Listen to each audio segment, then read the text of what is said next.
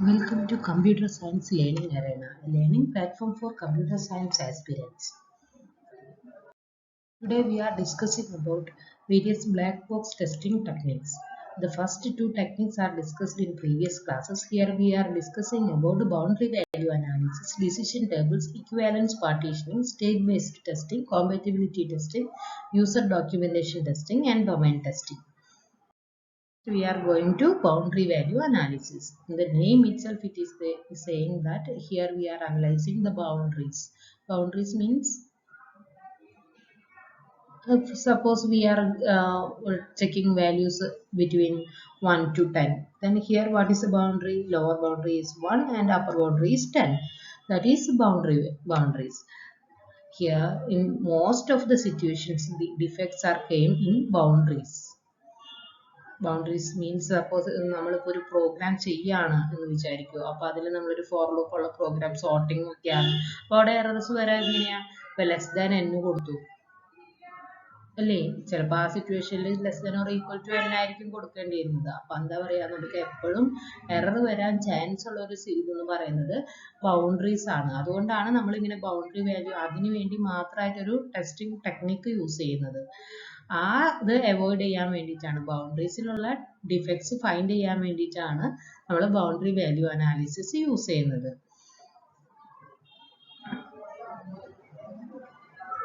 അതിൽ ബൗണ്ടറിയിലുള്ള ഇൻപുട്ട്, ഇപ്പോൾ ഒരു സപ്പോസ് സോഫ്റ്റ്വെയർക്ക് ഇൻപുട്ട് ആയി കൊടുക്കുന്നത് ബൗണ്ടറി വാല്യൂസ് ആയിട്ടുണ്ടെങ്കിൽ അപ്പോൾ എന്നാ ബൗണ്ടറിയിൽ എന്താണ് സംഭവിക്കുക, ഡിഫക്ട്സ് വരുന്നുണ്ടോ, അതാണ് നമ്മളിവിടെ ചെക്ക് ചെയ്യുന്നത്. അത് മാത്രമാണ് ചെക്ക് ചെയ്യുന്നത്. അതിൻ്റെ ഉള്ളിലുള്ള വാല്യൂസ് ഒന്നും നമ്മൾ ബൗണ്ടറി വാല്യൂ അനാലിസിസ് ഈ ടെസ്റ്റിംഗ് എന്ന് പറഞ്ഞാൽ ടെസ്റ്റിംഗ് ടെക്നിക്കിൻ്റെ കേസിൽ നോക്കുന്നില്ല. അതായത് ലോവർ ലിമിറ്റും അപ്പർ ലിമിറ്റിലുള്ള ഇൻപുട്ട് കേസസ് ജനറേറ്റ് ചെയ്യും. അത് ടെസ്റ്റ് ചെയ്യാൻ വേണ്ടിയുള്ള ഇൻപുട്ട് ടെസ്റ്റ് കേസസ് മാത്രമാണ് ജനറേറ്റ് ചെയ്യുന്നത്. എന്നിട്ട് അതിന് കറസ്പോണ്ടിങ് ഉള്ള ആക്ഷൻസ് നോക്കും, അതിൽ ഡിഫക്റ്റ് ഉണ്ടോ എന്ന് നോക്കും. അതാണ് ഇവിടെ ബൗണ്ടറി വാല്യൂ അനാലിസിസിൽ ചെയ്യുന്നത്. ഒരു എക്സാമ്പിൾ ആയിട്ട് നോക്കുകയാണെങ്കിൽ നമ്മളിപ്പോൾ ഒരു ഏജ് എൻ്റർ ചെയ്യാണ്. ഏജ് എൻ്റർ ചെയ്യുമ്പോൾ എന്താ ചെയ്യുക? ഇപ്പോൾ ഇതിൽ പറഞ്ഞിട്ടുണ്ട്, ഈ കേസിൽ പറഞ്ഞിട്ടുണ്ട് accept any value from 18 to 56. 18 to 56 ആയിട്ടുള്ള ഏജ് മാത്രമാണ് നമ്മളിവിടെ കൺസിഡർ ചെയ്യുന്നത്, ആക്സെപ്റ്റ് ചെയ്യുന്നത്. അപ്പോൾ എങ്ങനെയാ വരാ? ഇതിൽ എത്ര കേസ് ബൗണ്ടറി നോക്കുമ്പോൾ ബൗണ്ടറി വാല്യൂ, അതായത് upper limit, lower limit, upper ലിമിറ്റിനെക്കാട്ടും -1 +1, ലോവർ ലിമിറ്റിനെക്കാട്ടും -1 +1, ഈ 3 കേസസ് ആണ് നോക്കുന്നത്. സോറി, ഇങ്ങനെ 3 + 3 അങ്ങനെ 6 കേസസ് ആണ് നമുക്കിവിടെ ടെസ്റ്റ് കേസസ് ആയിട്ട് ഉണ്ടാവുക. അപ്പോൾ ഇതിൽ ഇൻവാലിഡ് കേസ് വരുന്നത് ഏതാണ്? രണ്ടെണ്ണമാണ് ഇൻവാലിഡ് കേസ് വരിക. ഒന്ന് ഈ ലോവർ ലിമിറ്റിനെക്കാട്ടും ചെറുതായി വരുന്നത് നമ്മുടെ ഇൻവാലിഡ് കേസ് ആണ്, അത് ആക്സെപ്റ്റ് ചെയ്യാൻ പാടില്ല. അതേപോലെ അപ്പർ ലിമിറ്റ് എന്ന് പറഞ്ഞാൽ 56നെക്കാട്ടും വലുത് വന്നാൽ 57 നമ്മൾ കൊടുത്തു നോക്കും. അപ്പോൾ ഈ 17ഉം 57ഉം ആണ് നമുക്കിവിടെ ഇൻവാലിഡ് കേസസ് ആയിട്ട് വരുന്നത്. പിന്നെ വാലിഡ് ആയിട്ടുള്ള കേസസ് നമ്മൾ ചെക്ക് ചെയ്യുന്നത് 4 കേസസ് ആണ്. ഒന്ന് മിനിമം, ലോവർ ലിമിറ്റ് +1, അതായത് 18 and 19. പിന്നെ അപ്പർ ലിമിറ്റിനെക്കാട്ടും -1, അതായത് എന്താ 56ഉം 55ഉം. അങ്ങനെ 3 കാറ്റഗറി ആയിട്ടാണ് ഇവിടെ ബൗണ്ടറി വാല്യൂ അനാലിസിസ് ചെയ്യുന്നത്.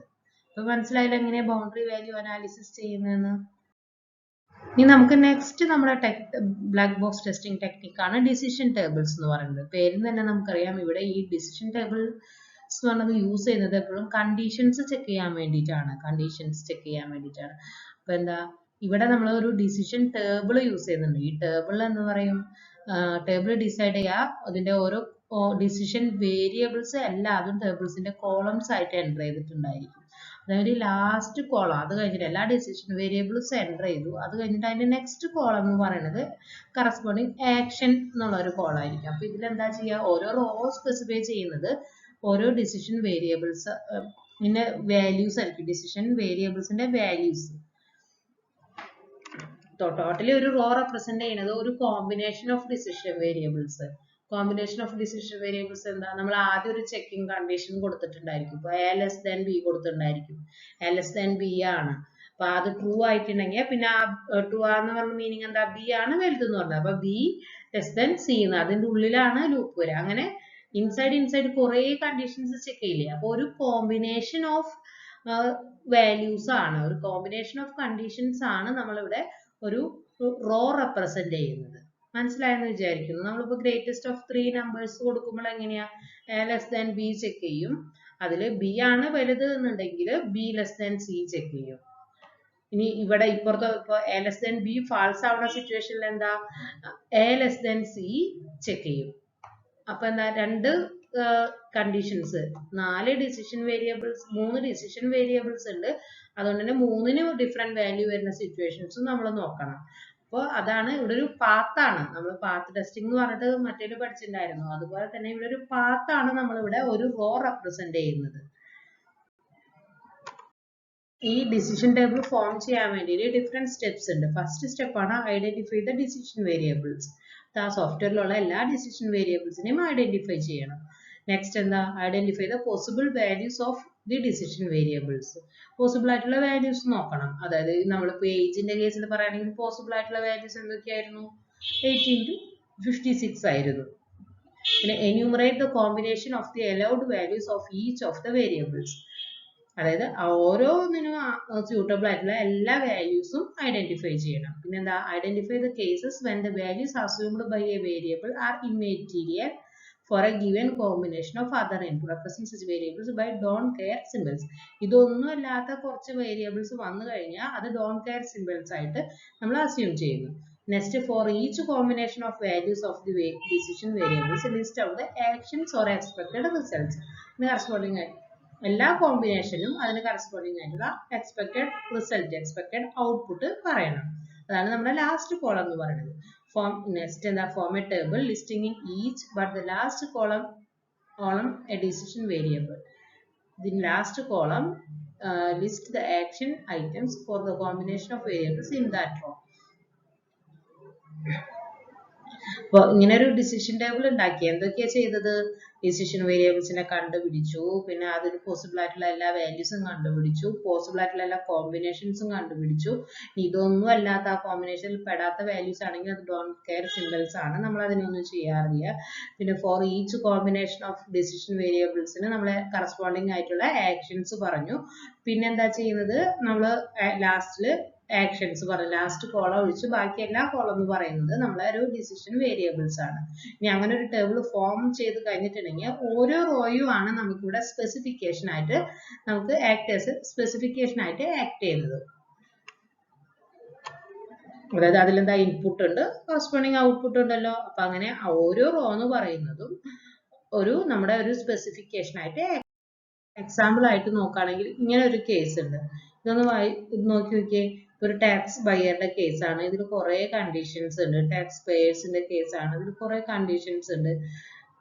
The first factor determines standard deduction in the filling state. ഇത് ബേസിക് സ്റ്റാൻഡേർഡ്, അതായത് ഏജ് ഇത്രയാണെങ്കിൽ, അതേപോലെ തന്നെ ഭാര്യ ഉണ്ടെങ്കിൽ, മാരീഡ് ആണെങ്കിൽ, മാരീഡ് അല്ലെങ്കിൽ, ജോയിന്റ് ആണെങ്കിൽ, അങ്ങനെ കുറെ കണ്ടീഷൻസ് വരുന്നുണ്ട്. ഇത് വായിച്ചു നോക്കിയാൽ അറിയാൻ പറ്റും. അപ്പൊ ഇതിൽ നിന്ന് അതൊരു ഏജ് 65 കുറവാണെങ്കിൽ അങ്ങനെ കുറെ കണ്ടീഷൻസ് വരുന്നുണ്ട്. അതുകൊണ്ട് തന്നെ കുറെ അപ്പൊ ഇതിന് കറസ്പോണ്ടിങ് ആയിട്ട് ഡിസിഷൻ ടേബിൾ ആണിത്. ഇതിൽ ഫസ്റ്റ് ഒരു ഡിസിഷൻ വേരിയബിൾ എന്ന് പറയുന്നത് സ്റ്റാറ്റസ് എന്താ?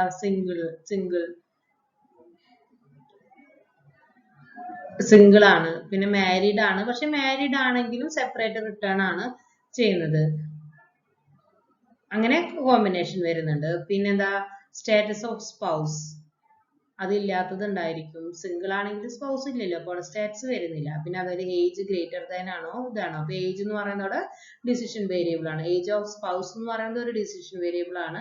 ബ്ലൈൻഡ് ആണെന്ന് വെച്ചിട്ടുണ്ടെങ്കിൽ സ്പൗസ് ബ്ലൈൻഡ് ആണോ, അതൊരു ഡിസിഷൻ വേരിയബിൾ ആണ്. പിന്നെ അതിനെല്ലാം ബേസ് ചെയ്തിട്ട് സ്റ്റാൻഡേർഡ് ഡിഡക്ഷൻ, ഇങ്ങനെയൊക്കെ ആണെങ്കിൽ ഇന്ന സ്റ്റാൻഡേർഡ് ഡിഡക്ഷൻ ആണ്, സ്റ്റാൻഡേർഡ് ഡിഡക്ഷൻ എമൗണ്ട് ഇത്രയാണെന്ന് പറയുന്നു. മനസ്സിലായോ? അപ്പോൾ ഈ ഒരു ഫിഫ്ത്ത് കോമ്പിനേഷൻ നോക്കിയേ. ഈ കോമ്പിനേഷൻ ഫസ്റ്റത്തെ റോ എന്ന് പറയുന്നത് ഒരു കോമ്പിനേഷൻ ഓഫ് കണ്ടീഷൻസ് ആണ്. അപ്പൊ അവിടെ ഒരു വാല്യൂ വരുന്നു. ഇനി അതുപോലെ തന്നെ സെക്കൻഡ്, ഫോർത്ത്, ഫിഫ്ത്ത് എന്ന് പറയുന്നത് വേറൊരു കോമ്പിനേഷൻ ആണ്, അതിന് വേറെ വാല്യൂസ് ആണ് വരുന്നത്. അങ്ങനെ ഓരോ ഇതിൽ ആകെ ടോട്ടൽ ആയിട്ട് 1 2 3 4 5 6 കണ്ടീഷൻ വേരിയബിൾസ് ഉണ്ട്. ലാസ്റ്റ് കോളം റെപ്രസെന്റ് ചെയ്യുന്നത് നമ്മുടെ ആക്ഷൻസിനാണ്. ഇവിടെ ആക്ഷൻ എന്ന് പറഞ്ഞാൽ എന്താണ്? നമ്മുടെ സ്റ്റാൻഡേർഡ് ഡിവിഷൻ കാൽക്കുലേഷൻ ആണ് ഇവിടെ ആക്ഷൻ എന്ന് പറയുന്നത്. മനസ്സിലായില്ലേ ഇതിപ്പോ? നെക്സ്റ്റ് വരുന്നതാണ് ഇക്വിവാലൻസ് പാർട്ടീഷനിങ്. ഇക്വിവാലൻസ് പാർട്ടീഷനിങ് എന്ന് പറഞ്ഞാൽ എന്താണ്? ഇതിൽ എന്താ ചെയ്യുന്നതെന്നുണ്ടെന്ന് വെച്ചിട്ടുണ്ടെങ്കിൽ നമുക്ക് ഇപ്പോൾ സപ്പോസ് ഒരു സോഫ്റ്റ്വെയറിൽ സെറ്റ് ഓഫ് ആക്ടിവിറ്റീസ് സിമിലർ ആയിരിക്കും, വേറൊരു സെറ്റ് ഓഫ് ആക്ടിവിറ്റീസ് സിമിലർ ആയിരിക്കും. അപ്പൊ എന്താ, ആ സെറ്റ് ഓഫ് ആക്ടിവിറ്റീസിലെ എല്ലാ ഇൻപുട്ടും എടുത്ത് ടെസ്റ്റ് ചെയ്യേണ്ട ആവശ്യമില്ല. നമുക്ക് രണ്ട് സെറ്റിൽ നിന്നും ഓരോ കേസസ് എടുത്ത് ടെസ്റ്റ് കേസ് ആയിട്ട് ടെസ്റ്റ് ചെയ്താൽ മതിയാവും. അങ്ങനത്തെ പാർട്ടീഷൻസ് ജനറേറ്റ് ചെയ്തിട്ട് അതിൽ നിന്ന് ഓരോ ഒന്നെടുത്ത് ടെസ്റ്റ് ചെയ്യുന്നതാണ് ഇവിടെ ഇക്വിവാലൻസ് പാർട്ടീഷനിങ് ചെയ്യുന്നത്. Definition ആയിട്ട് പറയാം, it is a software testing technique that involves identifying a small set of representative input values that produce many different output conditions as possible. ഇതിൽ എന്താ പറയുന്നത്, റെപ്രസെന്റ് ചെയ്തിട്ട് എല്ലാ ഗ്രൂപ്പിനെ റെപ്രസെന്റ് ചെയ്തിട്ട് ഉള്ള ഒരു ഇൻപുട്ട് ടെസ്റ്റ് കേസസ് ജനറേറ്റ് ചെയ്യലാണ് ഇവിടെ പറയും. ഇവിടെ ഇത് ഇക്വിവാലൻസ് പാർട്ടീഷൻ എന്ന് പറഞ്ഞ ടെസ്റ്റിംഗ് ടെക്നിക്കിൽ ചെയ്യുന്നത്. അപ്പൊ ഇതിന്റെ അഡ്വാൻറ്റേജ് എന്താ, ടോട്ടൽ കവറേജ് കിട്ടും. എല്ലാ കേസും നമ്മൾ നോക്കുന്നുണ്ട്. എല്ലാ ഒരു സിമിലർ കേസിൽ നിന്ന് നമ്മൾ ഒരെണ്ണം നോക്കും, അടുത്ത സെറ്റിൽ നിന്ന് ഒരെണ്ണം നോക്കും, അടുത്ത സെറ്റിൽ നിന്ന് ഒരെണ്ണം നോക്കും. അങ്ങനെ നമുക്ക് ടോട്ടൽ ആയിട്ട് കവർ ചെയ്യാൻ പറ്റും. ഇപ്പൊ ഇനി എന്താ, ഇതിനെ ഇൻഡിവിജ്വൽ ആയിട്ട് നോക്കുകയാണെങ്കിൽ പാർട്ടീഷൻ എന്ന് പറഞ്ഞാൽ എന്താ, set of input values that generate one single expected output. Equivalence class or partition എന്ന് പറഞ്ഞാൽ when the behavior of the software is the same for a set of values, then the set is termed as equivalence class.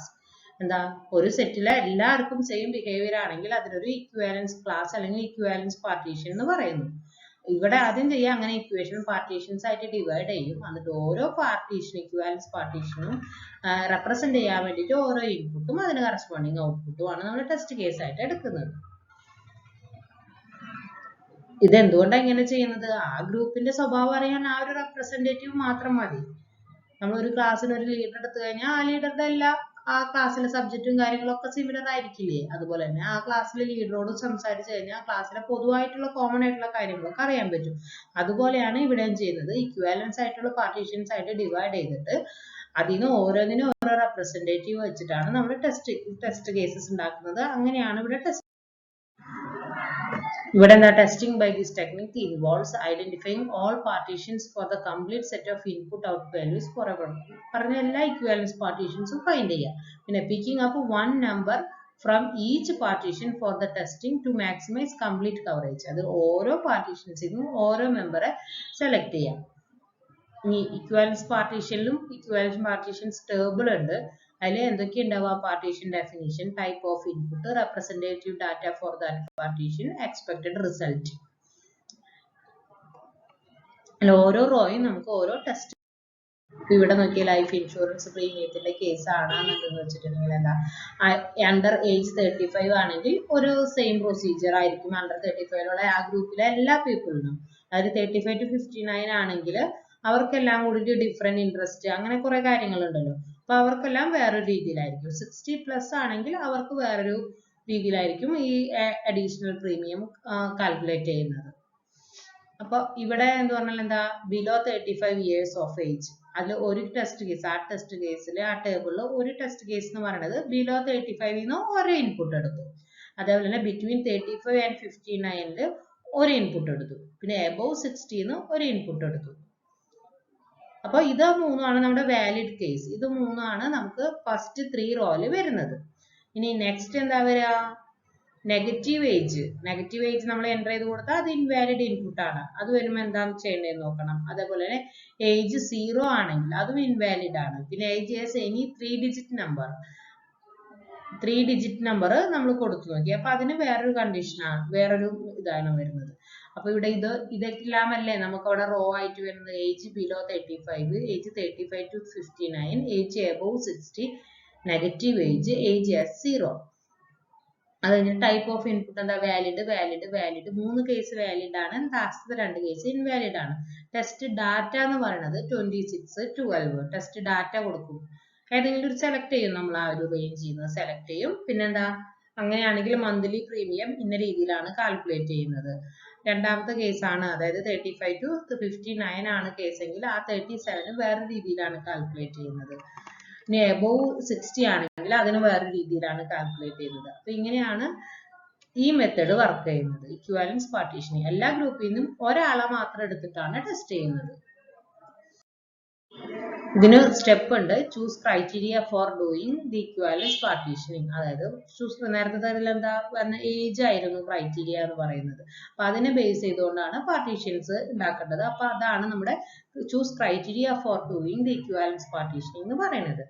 ഇനി എന്താ, identify the valid equivalence classes based on the above criteria. Equivalence ക്ലാസസിനെ identify ചെയ്യുക. പിന്നെ ഓരോന്നിനും select sample data എടുക്കുക. പിന്നെന്താ, write the expected result based on the requirements given. അതായത് ഓരോ ഡാറ്റയ്ക്കും എക്സ്പെക്ട് ചെയ്യുന്ന ഔട്ട്പുട്ട് എഴുതുക. പിന്നെ ഐഡന്റിഫൈ സ്പെഷ്യൽ വാല്യൂസ്. എന്തെങ്കിലും സ്പെഷ്യൽ വാല്യൂസ് ഇൻക്ലൂഡ് ചെയ്യണമെങ്കിൽ അത് ചെയ്യുക. Check to have expected results for all cases prepared. അതായത് അത് ഇൻപുട്ട് കൊടുത്തിട്ട് എക്സ്പെക്റ്റഡ് റിസൾട്ട് ഉണ്ടോ എന്ന് ചെക്ക് ചെയ്യുക. പിന്നെന്താ, if the expected result is not clear for any particular test case, mark appropriately and escalate corrective actions. അങ്ങനെ expected result കിട്ടിയില്ല എന്നുണ്ടെങ്കിൽ അത് കറക്റ്റ് ചെയ്യാൻ വേണ്ടിയിട്ട് കൊടുക്കുക. അപ്പൊ അത്രയുമാണ് ഇക്വാലൻസ് പാർട്ടീഷൻ ടേബിൾ ക്രിയേറ്റ് ചെയ്യലും അത് യൂസ് ചെയ്തിട്ട് ടെസ്റ്റ് കേസ് ജനറേറ്റ് ചെയ്യുന്നു, ടെസ്റ്റ് ചെയ്യുന്നു. നെക്സ്റ്റ് വരുന്നതാണ് state based or graph based testing. ഇവിടെ എന്താന്ന് വെച്ചിട്ടുണ്ടെങ്കിൽ ഇവിടെ സ്റ്റേറ്റ് മെഷീൻസ് നിങ്ങൾ പഠിച്ചിട്ടുണ്ടായിരിക്കും. നമ്മൾ തിയറി ഓഫ് കമ്പ്യൂട്ടേഷനിൽ പഠിക്കുന്നുണ്ട്. സ്റ്റേറ്റ് ഇൻപുട്ട് കൊടുക്കും, പിന്നെ ആക്ഷൻ ആണ് എടുക്കുക എന്നുള്ളത്. അപ്പൊ അങ്ങനത്തെ കേസസിലാണ് state based or graph based testing ചെയ്യുന്നത്. It is applicable to generate test cases for state machines such as language processor, work flow modelling, transaction flows, data flow modelling. ഈ ഒരു കേസസിലാണ് ഈ അപ്ലിക്കബിൾ ആയിട്ടുള്ളത്. ഇതിൽ ഇപ്പൊ നോക്കിയപ്പോൾ നമ്മളൊരു ലാംഗ്വേജ് പ്രോസസറിന്റെ കാര്യമാണ് എക്സാമ്പിൾ ആയിട്ട് എടുക്കുന്നുണ്ടെങ്കിൽ എന്താ, identify the grammar for that scenario. പിന്നെ എന്താ, design test cases corresponding to each valid state input combination. അതിലെന്താ, ഇപ്പോൾ സ്റ്റേറ്റ് മെഷീൻസും ലാംഗ്വേജ് പ്രോസസർ ഒരു സ്റ്റേറ്റ് ഉണ്ട്, അതിലേക്ക് ഇന്ന ഇൻപുട്ട് കൊടുത്താൽ ഇന്ന ഔട്ട്പുട്ട് ആണ്. സ്റ്റേറ്റും ഇൻപുട്ട് കോമ്പിനേഷൻ ആണ് അവിടെ റെപ്രസെന്റ് ചെയ്യുന്നത്. Design test cases correspond to the most common invalid കോമ്പിനേഷൻസിന് ഇൻപുട്ട് കൊടുക്കുക. ആദ്യം എന്താ ചെയ്യുന്നത്, ഗ്രാമർ കണ്ടുപിടിക്കുക. പിന്നെ എന്താ, test cases valid state input കോമ്പിനേഷനുള്ള ടെസ്റ്റ് കേസ് കണ്ടുപിടിക്കുക, ഇൻവാലിഡ് സ്റ്റേറ്റ് ഇൻപുട്ട് കോമ്പിനേഷനുള്ള ഇൻപുട്ട് കണ്ടുപിടിക്കുക. ഇത് എപ്പോഴൊക്കെയാണ് അപ്ലിക്കബിൾ ആവുന്നത്, ഏതൊരു അപ്ലിക്കേഷൻ സോഫ്റ്റ്വെയർ എന്ന് പറയുന്നത് സെറ്റ് ഓഫ് സ്റ്റേറ്റ്സ് ആയിട്ട് റെപ്രസെന്റ് ചെയ്യാൻ പറ്റിയാൽ മാത്രമാണ് ഇത് അപ്ലിക്കബിൾ ആവുള്ളൂ.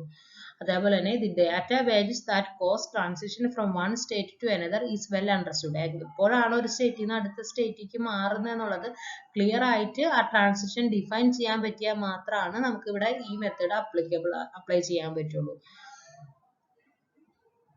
അതേപോലെ the methods of processing within each state to process the input received is also well understood. Receive ചെയ്യുന്ന ഇൻപുട്ടിനും ഇന്ന ഇൻപുട്ട് റിസീവ് ചെയ്താലാണ് സ്റ്റേറ്റ് മാറേണ്ടത് എന്നുള്ളതും കറക്റ്റ് ആയിട്ട് അറിഞ്ഞാൽ മാത്രമാണ് ഈ സ്റ്റേറ്റ് ബേസ്ഡ് അല്ലെങ്കിൽ ഗ്രാഫ് ബേസ്ഡ് മെത്തേഡ് എന്ന് പറയുന്നത് അപ്ലൈ ചെയ്യാൻ പറ്റുള്ളൂ ഒരു സോഫ്റ്റ്വെയർ ടെസ്റ്റിങ്ങിൽ, അതായത് ഒരു ബ്ലാക്ക് ബോക്സ് ടെസ്റ്റിങ്ങിൽ അപ്ലൈ ചെയ്യാൻ പറ്റുള്ളൂ. നെക്സ്റ്റ് വൺ ആണ് കോമ്പാറ്റിബിലിറ്റി ടെസ്റ്റിംഗ്. ഇത് നമുക്ക് എല്ലാവർക്കും ഈ പേരിൽ നിന്ന് തന്നെ അറിയാൻ പറ്റും. എന്താണ്, നമ്മളെ പ്രൊഡക്റ്റ് ഒരു പ്രത്യേക ഇൻഫ്രാസ്ട്രക്ചർ കമ്പോണൻസിന്റെ കൂടെ എന്താ പറയുക ഒരു കമ്പൈൻ ചെയ്ത് വർക്ക് ചെയ്യുമ്പോൾ എന്തെങ്കിലും ഡിഫക്ട്സ് ഉണ്ടാവുന്നുണ്ടോ, അതാണ് കോമ്പാറ്റിബിലിറ്റി ടെസ്റ്റിംഗിൽ ചെയ്യുന്നത്. എന്താ പറഞ്ഞു മനസ്സിലായി, നമ്മളിപ്പോൾ ഒരു സോഫ്റ്റ്വെയർ ഇൻസ്റ്റാൾ ചെയ്യുന്നു, എൻ്റെ ലാപ്ടോപ്പിൽ ഒരു വിൻഡോസ് 10 ആണ്, ഇന്ന ഫീച്ചേഴ്സ് ഉണ്ട്. അപ്പൊ ആ ഒരു എൻവയോൺമെന്റിക്ക് ഞാൻ പുതിയ സോഫ്റ്റ്വെയർ കൊണ്ട് ഇൻസ്റ്റാൾ ചെയ്യുമ്പോൾ അത് കറക്റ്റ് ആയിട്ട് വർക്ക് ചെയ്യുന്നുണ്ടോ, അതാണ് കോമ്പാറ്റിബിലിറ്റി ടെസ്റ്റിംഗ് എന്ന് പറയുന്നത്.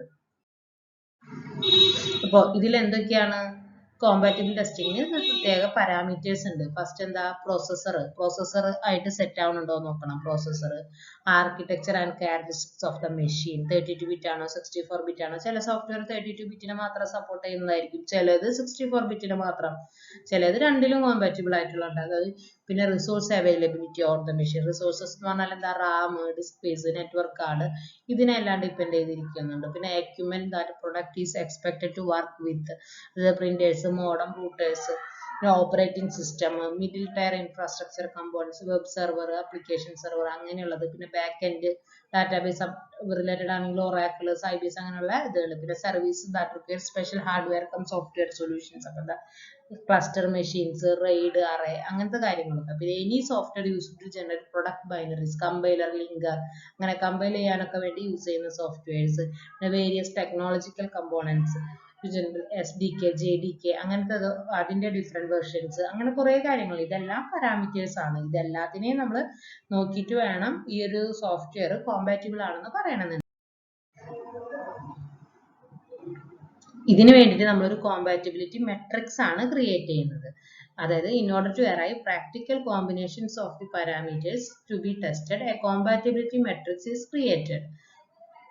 Each row represents a unique combination of a specific set of values of the parameter. ഇപ്പൊ നേരത്തെ പറഞ്ഞില്ലേ, ഇന്ന OS, ഇന്ന സിസ്റ്റം 64-bit OS, ഇത്ര 2GB RAM, അങ്ങനത്തെ കുറച്ച് സെറ്റ് ഓഫ് കോമ്പിനേഷൻസ് ആണ് ഈ ഇതിലെ മെട്രിക്സിൽ ഉണ്ടായിരിക്കുക. അപ്പൊ അതിന് കറസ്പോണ്ട് സെറ്റ് ഓഫ് അങ്ങനെ ആണ് ഒരു കോമ്പാറ്റിബിലിറ്റി മെട്രിക്സ് ക്രിയേറ്റ് ചെയ്യുന്നത്. ഒരു കോമ്പാറ്റിബിലിറ്റി മെട്രിക്സിന്റെ എക്സാമ്പിൾ ആണ് ഒരു മെയിൽ ആപ്ലിക്കേഷന് വേണ്ടിയുള്ള ഒരു കോമ്പാറ്റിബിലിറ്റി മെട്രിക്സ് ആണ്. ഇപ്പോൾ mail server exchange 5.5 and 2K. അതുപോലെ അതിന് കറസ്പോണ്ടിങ് നമ്മുടെ സിസ്റ്റത്തിലുള്ള OS എന്ന് പറയുന്നത് Office 2K and Office XP ആണ്. പിന്നെ ഇന്റർനെറ്റ് ബ്രൗസർ എന്ന് പറയുന്നത് internet explorer 6.0, client Win 2K Professional and Win 2K Terminal Server, Web Server IIS 5.0, Application Server in 2000 Advanced. ഇങ്ങനെ ഓരോ കോമ്പിനേഷൻ ആണ് ഇവിടെ ചെക്ക് ചെയ്യുന്നത്. ഓരോ റോ എന്ന് പറയുന്നത് ഓരോ കോമ്പാറ്റിബിലിറ്റി ആണ്. നമ്മുടെ ഈ മെയിൽ ആപ്ലിക്കേഷൻ ഇത് ഇത്രയുമുള്ള സെർവറിൽ വർക്ക് ചെയ്യുമോ, ഇത്രയും കോമ്പിനേഷൻ ഓഫ് ഇൻഫ്രാസ്ട്രക്ചറിൽ വന്നു കഴിഞ്ഞാൽ വർക്ക് ചെയ്യുമോ ഇല്ലെന്നാണ് നമ്മൾ നോക്കുന്നത്. ഇവിടെ നമ്മുടെ ടെസ്റ്റ് കേസസ് എന്ന് പറഞ്ഞാൽ എന്താ, ഓരോ കോമ്പിനേഷനും ഓരോ ടെസ്റ്റ് കേസാണ്, ഓരോ റോയും. ഇനി ഇതിന് രണ്ട് ടൈപ്പ് ടെക്നിക്ക് ഉണ്ട് കോമ്പാറ്റിബിലിറ്റി ടെസ്റ്റിങ്ങിന് വേണ്ടിയിട്ട്. അതിൽ ഫസ്റ്റ് എന്ന് പറഞ്ഞിട്ടുണ്ടെങ്കിൽ എല്ലാ പാരാമീറ്റേഴ്സും എടുത്തിട്ട് എല്ലാ കോമ്പിനേഷനും ടെസ്റ്റ് ചെയ്യുക. അതാണ് ഹൊറിസോണ്ടൽ കോമ്പിനേഷൻ ടെസ്റ്റിംഗ് എന്ന് പറയുന്നത്. നെക്സ്റ്റ് വരുന്നത് ഇന്റലിജന്റ് സാമ്പിളിംഗ്. ഇന്റലിജന്റ് സാമ്പിളിംഗ് എന്ന് വെച്ചിട്ടുണ്ടെങ്കിൽ നമ്മൾ ഹൊറിസോണ്ടൽ കോമ്പിനേഷൻ അങ്ങനെ എല്ലാ കോമ്പിനേഷൻ എടുക്കുമ്പോൾ ഒരുപാട് ടൈം എടുക്കും, എഫേർട്ട് എടുക്കും. അത് ഒഴിവാക്കാൻ വേണ്ടിയിട്ടാണ് നമ്മൾ ഇന്റലിജന്റ് സാമ്പിളിംഗ് വന്നിട്ടുള്ളത്. ഇതിലാണെന്ന് വെച്ചിട്ടുണ്ടെങ്കിൽ സെറ്റ് ഓഫ് ഫീച്ചേഴ്സ് ഇന്റലിജന്റ്ലി ആണ് ഒരു set of features combined with set of features intelligently. Means എന്താ, ഒരു അതിന്റെ ഫംഗ്ഷന് നോളജ് ഒക്കെ അറിഞ്ഞിട്ട്, എന്താ പറയുക, ഫംഗ്ഷനാലിറ്റി ഒക്കെ അറിഞ്ഞിട്ട് ഇന്റലിജന്റ് ആയിട്ട് കമ്പൈൻ ചെയ്യുന്നു. ഒരു ഹ്യൂമൻ ഇന്റലിജന്റ് ആയിട്ട് കമ്പൈൻ ചെയ്തിട്ടാണ് ഇന്റലിജന്റ് സാമ്പിളിംഗ് നടത്തുന്നത്. അതായത് ഇപ്പൊ എങ്ങനെ, ഇപ്പൊ ചിലപ്പോ ഇന്നതായിട്ടാണ് ഡിപ്പെൻഡ് ചെയ്യാൻ ചാൻസ് ഉള്ളതൊന്നുമില്ലേ. നമ്മൾ മെയിൻ ആയിട്ട് എന്താ, OS 64 ബിറ്റ് ആണോ 32 ബിറ്റ് ആണോ എന്നുള്ളത് ചിലപ്പോൾ മിക്ക സോഫ്റ്റ്വെയറിനെ എഫക്ട് ചെയ്യുന്ന ഒരു കാര്യമാണ്. അപ്പൊ അങ്ങനത്തെ കാര്യങ്ങൾ നമ്മൾ ചിന്തിച്ച് എന്താ പറയുക, ഡിപ്പെൻഡൻസീസ് ഫൈൻഡ് ചെയ്തതിന് ശേഷം കോമ്പിനേഷൻസ് ഉണ്ടാക്കി മെട്രിക്സിൽ എൻ്റർ ചെയ്തിട്ട് അതാണ് ടെസ്റ്റ് കേസ് ആയി എടുക്കുന്നത്. ഇതാണ് ഇന്റലിജന്റ് സാമ്പിളിംഗ് എന്ന് പറയുന്ന മെത്തേഡ്. നെക്സ്റ്റ് കോമ്പാറ്റിബിലിറ്റി ടെസ്റ്റിംഗിനെ രണ്ടായിട്ട് ക്ലാസിഫൈ ചെയ്യുന്നുണ്ട്. ബാക്ക്വേർഡ് കോമ്പാറ്റിബിലിറ്റി ടെസ്റ്റിംഗും ഫോർവേഡ് കോമ്പാറ്റിബിലിറ്റി ടെസ്റ്റിംഗും. ബാക്ക്വേർഡ് കോമ്പാറ്റിബിലിറ്റി ടെസ്റ്റിംഗ് എന്ന് പറഞ്ഞാൽ എന്താ, ബാക്ക്വേർഡ് കോമ്പാറ്റിബിലിറ്റി ടെസ്റ്റിംഗ് എന്ന് വെച്ചാൽ എന്താ, ഇതെന്താ എൻഷുർ ചെയ്യുന്നത് വെച്ചാൽ current version of the product continues to work with the older version of the same product. അതായത് ഇപ്പൊ നമ്മളൊരു സോഫ്റ്റ്വെയർ ഉണ്ടാക്കി, അപ്പൊ അത് ഉണ്ടാക്കിയ പ്രൊഡക്റ്റ് എന്താ പറയാ, ഇപ്പൊ നമ്മൾ ഉണ്ടാക്കിയപ്പോ ഒരു വേർഡ് ആണെങ്കിൽ, വേർഡ് നമ്മൾ എക്സാമ്പിൾ നോക്കിയേ, 2010 ഉണ്ടാക്കിയ 2010 ഇപ്പൊ 16 വെർഷൻ ആയില്ലേ, 2016 വെർഷനിലുള്ള വേർഡ് ഡോക്യുമെന്റ് നമ്മൾ ഉണ്ടാക്കിയത് 2010 വെർഷനിൽ ഓപ്പൺ ആക്കാൻ പറ്റുമോ, അതിൽ വർക്ക് ചെയ്യാൻ പറ്റുമോ, അതാണ് ബാക്ക്വേർഡ് കോമ്പാറ്റിബിലിറ്റി ടെസ്റ്റിംഗ് എന്ന് പറയുന്നത്. ഫോർവേഡ് കോമ്പാറ്റിബിലിറ്റി ടെസ്റ്റിംഗ് എന്ന് പറഞ്ഞാൽ എന്താണ്, അതുപോലെ തന്നെ 2007 വേർഡിൽ ഉണ്ടാക്കിയ നമ്മളൊരു സംഭവം 2010 വർക്ക് ചെയ്യുന്നുണ്ടോ അല്ലെങ്കിൽ 2016 വർക്ക് ചെയ്യുന്നുണ്ടോ എന്നുള്ളത് നോക്കുന്നതാണ് ഫോർവേഡ് കോമ്പാറ്റിബിലിറ്റി ടെസ്റ്റിംഗ് എന്ന് പറയുന്നത്. ഇപ്പോൾ ഈ ഫോർവേഡ് കോമ്പാറ്റിബിലിറ്റി ടെസ്റ്റിംഗ് നടത്തണമെങ്കിൽ എങ്ങനെ ചെയ്യാൻ പറ്റും, ലേറ്റസ്റ്റ് വെർഷൻ ഇപ്പോൾ 2016 ഏറ്റവും ലേറ്റസ്റ്റ് വെർഷനുള്ള വേർഡിൽ ഉണ്ടാക്കി, അതിന് അടുത്ത വർഷം വരുമ്പോൾ അതിൽ ചെയ്യാൻ പറ്റുമോ എന്നാണ് നമ്മൾ നോക്കേണ്ടത്. അപ്പം അതിന് വേണ്ടിയിട്ട് എന്തൊക്കെയാണ് ചെയ്യുക, അതിന്റെ എന്തെങ്കിലും പുതിയ വെർഷന്റെ എന്തെങ്കിലും ബീറ്റ വെർഷൻസ് അവൈലബിൾ ആണോ, ഇങ്ങനെയാണെങ്കിൽ അതിൽ ടെസ്റ്റ് ചെയ്ത് നോക്കാം. ഇപ്പോൾ OS ആണെങ്കിൽ OS ഇപ്പോൾ വിൻഡോസ് 10 ഉണ്ടാക്കിയ ഒരു software next Windows 11 beta version ഇറങ്ങിയിട്ടുണ്ടെങ്കിൽ അതിൽ ടെസ്റ്റ് ചെയ്ത് നോക്കാം. അങ്ങനെയൊക്കെയാണ് നമ്മൾ ഫോർവേഡ് കോമ്പാറ്റബിലിറ്റി ടെസ്റ്റിംഗ് ചെയ്യുന്നത്. ഈ കോമ്പാറ്റബിലിറ്റി ടെസ്റ്റിംഗ് എപ്പോഴാണ് ചെയ്യുക? പ്രൊഡക്റ്റ് വാലിഡേറ്റ് ചെയ്തതിന് ശേഷമാണ് നമ്മൾ കോമ്പാറ്റബിലിറ്റി ടെസ്റ്റിംഗ് ചെയ്യുന്നത്. നെക്സ്റ്റ് നമ്മൾ യൂസർ ഡോക്യുമെന്റേഷൻ ടെസ്റ്റിംഗ് ആണ്. എന്താണ് ഒരു യൂസർ ഡോക്യുമെന്റേഷൻ എന്ന് പറഞ്ഞിട്ടുണ്ടെങ്കിൽ അതൊരു സോഫ്റ്റ്വെയർ റിലേറ്റഡ് ആയിട്ടുള്ള എല്ലാ മാനുവൽസിനെയും കൂടിയിട്ടാണ് നമ്മൾ യൂസർ ഡോക്യുമെന്റേഷൻ എന്ന് പറയുന്നത്. അതിൽ എന്തൊക്കെ ഉണ്ടാവും? യൂസർ ഗൈഡ്സ് ഉണ്ടാവും, ഇൻസ്റ്റാളേഷൻ ഗൈഡ്സ് ഉണ്ടാവും, setup guides, readme files, software release notes, online help, ഇതെല്ലാം കൂടിയിട്ടാണ് നമ്മൾ ആ യൂസർ ഡോക്യുമെന്റേഷൻ എന്ന് പറയുന്നത്. ഇതെന്തിനാ ചെയ്യുന്നത്? ഇത് ഈ യൂസർ ഡോക്യുമെന്റേഷൻ ടെസ്റ്റിംഗ് എന്തിനാ ചെയ്യുന്നതെന്ന് വെച്ചിട്ടുണ്ടെങ്കിൽ ഇപ്പോൾ ആ യൂസർ ഒരു ഡോക്യുമെന്റ് പ്രിപ്പയർ ചെയ്ത ഡോക്യുമെന്റും ആ പ്രൊഡക്റ്റിന്റെ ഫീച്ചേഴ്സും തമ്മിൽ നമുക്ക് മാച്ച് ചെയ്യുന്നുണ്ടോ എന്ന് നോക്കണം. അതാണ് ചെയ്യുന്നത്. അതായത് ഡോക്യുമെന്റിൽ പറഞ്ഞിട്ടുള്ള എല്ലാ കാര്യങ്ങളും പ്രൊഡക്റ്റിലുണ്ടോ, അല്ലെങ്കിൽ പ്രൊഡക്റ്റിന്റെ എല്ലാ കാര്യങ്ങളും ഡോക്യുമെന്റിൽ മെൻഷൻ ചെയ്തിട്ടുണ്ടോ, ഇതാണ് നമ്മൾ യൂസർ ഡോക്യുമെന്റേഷൻ ടെസ്റ്റിംഗിൽ ചെയ്യുന്നത്. അതുപോലെ തന്നെ ഒരു പ്രൊഡക്റ്റ് അപ്ഗ്രേഡ് ചെയ്തിട്ടുണ്ടെങ്കിൽ ആ ഡീറ്റെയിൽസ് യൂസർ ഡോക്യുമെന്റ്സിലും അപ്ഗ്രേഡ് ചെയ്യണം. ആ ചേഞ്ചസ് ഇവിടെ റിഫ്ലക്റ്റ് ആവണം. ഇതാണ് യൂസർ ഡോക്യുമെന്റേഷൻ ടെസ്റ്റിംഗിൽ ചെയ്യുന്നത്. ഇതിന്റെ ഒബ്ജക്റ്റീവ് എന്ന് പറഞ്ഞാൽ എന്താ? To check if what is stated in the document is available in the product. To check if what is there in the product is explained correctly in the document. നേരെ പറഞ്ഞത് തന്നെയാണ്. ഡോക്യുമെന്റിലുള്ളത് പ്രൊഡക്റ്റിലുണ്ടോ, product ഉള്ളത് ഡോക്യുമെന്റിലുണ്ടോ, ഇത് checking ചെയ്യലാണ് user documentation testing എന്ന് പറയുന്നത്. Next വരുന്നതാണ് domain testing. Domain testing എന്ന് പറഞ്ഞിട്ടുണ്ടെങ്കിൽ നമ്മൾ എന്താ ചെയ്യാന്ന് വെച്ചിട്ടുണ്ടെങ്കിൽ ബേസ്ഡ് ഓൺ ദ ഡൊമൈൻ നോളേജും ആ ഡൊമൈൻ, ഇപ്പോൾ ഒരു പെർട്ടിക്കുലർ പ്രൊഡക്റ്റ് ഇന്ന ഡൊമൈനിലാണ് വർക്ക് ചെയ്യുന്നുണ്ടെങ്കിൽ അവിടുത്തെ നോളേജും എക്സ്പെർട്ടൈസും യൂസ് ചെയ്തിട്ട് ആപ്ലിക്കേഷനെ ചെക്ക് ചെയ്യുന്നു. ഇതിൽ പ്രോഗ്രാം കോഡോ സ്പെസിഫിക്കേഷനോ ഒന്നും നോക്കുന്നില്ല. നമ്മളൊരു പ്രൊഡക്റ്റ് അങ്ങോട്ട് കൊടുത്തു, അവരുടെ പ്രൊഡക്റ്റ് അങ്ങോട്ട് നോക്കാണ്, പ്രൊഡക്റ്റ് ടെസ്റ്റ് ചെയ്യാണ് ആ ഡൊമൈൻ നോളേജ് യൂസ് ചെയ്തിട്ട്. അപ്പൊ ഇവിടെ എങ്ങനെയാണ് ചെക്ക് എന്ന് വെച്ചാൽ, ഇവിടെ ഈ ഡൊമൈൻ ടെസ്റ്റിങ്ങിന് വേണ്ടിയിട്ട് hiring testers from the domain area, ആ ഡൊമൈൻ ഏരിയയിലുള്ള ആളെ തന്നെ ടെസ്റ്റ് ചെയ്യാൻ സെലക്ട് ചെയ്യുകയാണെന്നുണ്ടെന്ന് വെച്ചിട്ടുണ്ടെങ്കിൽ ആള് അതിന്റെ എഫേർട്ട് കുറയും, ടൈം കുറയും. അല്ലാതെ പുതിയൊരാളെ എടുത്തിട്ട് ആ ഡൊമൈൻ ട്രെയിൻ ചെയ്തതിന് ശേഷം പിന്നെ ടെസ്റ്റ് ചെയ്യാന്ന് പറയുമ്പോൾ അത് എഫേർട്ടാണ്, ടൈം കൺസ്യൂമിങ് ആണ്. ഇത് എങ്ങനെയാ ചെയ്യാന്ന് വെച്ചിട്ടുണ്ടെങ്കിൽ ഇതിൽ ടെസ്റ്റ് കേസ് എങ്ങനെയാ ജനറേറ്റ് ചെയ്യാന്ന് വെച്ചിട്ടുണ്ടെങ്കിൽ ആ ഡൊമൈൻ നോളേജ് യൂസ് ചെയ്തിട്ടുണ്ട്. എവിടെയാണോ പ്രൊഡക്റ്റ് എക്സിക്യൂട്ട് ചെയ്യേണ്ടത് ആ ഡൊമൈൻ്റെ നോളേജ്, അവിടുത്തെ എക്സ്പെർട്ടൈസ്, ആ ഒരു എൻവയോൺമെന്റിൽ ആ ഡൊമൈനിൽ ഇത് വർക്ക് ചെയ്യുന്നുണ്ടോ, എന്തെങ്കിലും ഡിഫക്റ്റ് വരുന്നുണ്ടോ എന്നുള്ള കാര്യങ്ങളാണ് ഡൊമൈൻ ടെസ്റ്റിംഗിൽ ചെയ്യുന്നത്. ഇവിടെ എന്താ ചെയ്യാ, ടെസ്റ്റേഴ്സിന്റെ ഡൊമൈൻ നോളജ് ആണ് ഇവിടെ നമ്മൾ ടെസ്റ്റ് കേസ് ജനറേറ്റ് ചെയ്യാൻ വേണ്ടിയിട്ട് യൂസ് ചെയ്യുന്നത്. അയാൾ എത്രത്തോളം അതിൽ എക്സ്പെർട്ടൈസ് ആണ് അത്രയും ബെസ്റ്റ് ടെസ്റ്റ് കേസസ് ജനറേറ്റ് ചെയ്യാൻ പറ്റും.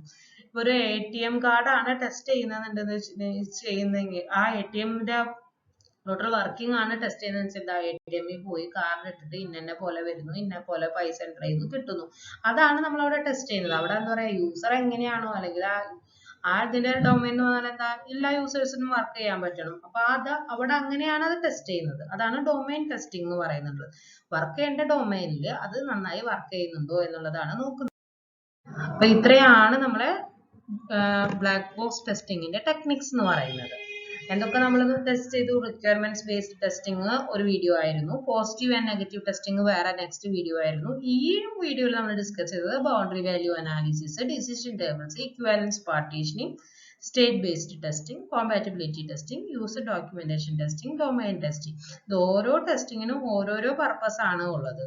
ബൗണ്ടറി വാല്യൂസ് ബൗണ്ടറീസ് ആണ് ചെക്ക് ചെയ്യുന്നത്, ഡിസിഷൻ ടേബിൾസ് ഓരോ കണ്ടീഷൻസ് ആണ് ചെക്ക് ചെയ്യുന്നത്, ഇക്വാലന്റ് പാർട്ടിസിഷൻ എന്ന് പറയുന്നത് കവറേജിന് വേണ്ടിയിട്ടാണ് യൂസ് ചെയ്യുന്നത്. സിമിലർ ആയിട്ടുള്ളതിനെ ഗ്രൂപ്പ് ചെയ്യുന്നു, ഓരോ സിമിലിൽ നിന്ന് ഓരോ ടെസ്റ്റ് കേസസ് ജനറേറ്റ് ചെയ്യുന്നു, ഓരോ ഗ്രൂപ്പ് ചെയ്യുന്നു.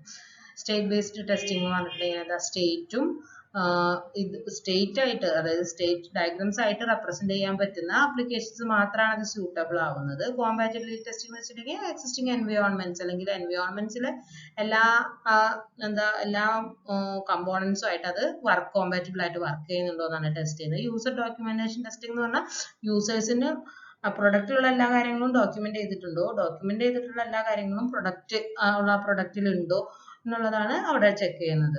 ഡൊമൈൻ ടെസ്റ്റിംഗ് എന്ന് പറഞ്ഞാൽ ഡൊമൈൻ നോളജ് ആണ് ടെസ്റ്റ് ചെയ്യുന്നത്. ആ ഡൊമൈനിൽ വർക്ക് ചെയ്യുമ്പോൾ എന്തെങ്കിലുമൊക്കെ എറർ വരാൻ ചാൻസ് ഉണ്ടോ എന്നുള്ളതാണ് ഡൊമൈൻ ടെസ്റ്റിംഗ് ചെയ്യുന്നത്. അപ്പൊ ഇത്രയൊക്കെയാണ് ബ്ലാക്ക് ബോക്സ് ടെസ്റ്റിംഗ് ടെക്നിക്സ് എന്ന് പറയുന്നത്.